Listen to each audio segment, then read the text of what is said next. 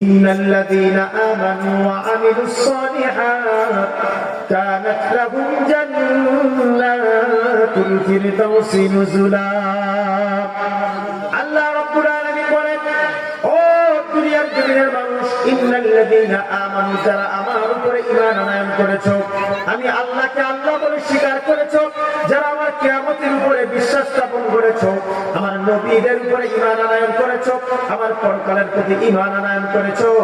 আল্লাহ তাআলা বলেন, ইন্নাল্লাযীনা আমানু, নিশ্চয়ই যারা আমার উপরে ঈমান আনয়ন করেছে, ওয়া আমিলুস সালিহাত, এবং যারা দুনিয়াতে হায়াত থাকতে নেক আমল করে, উত্তম কাজ করে, ভালো কাজ করে, নেক আমলগুলো বেশি থেকে বেশি করে, আমলে সালেহ করে, আল্লাহ রাব্বুল আলামিন বলেন, আমি আল্লাহ রাব্বুল আলামিন তাদের জন্য সবচাইতে মূল্যবান জান্নাতের ব্যবস্থা করেছি, জান্নাতুল ফেরদাউস, যেই জান্নাতটা হলো সবচাইতে বড় জান্নাত। বলেন সুবহানাল্লাহ।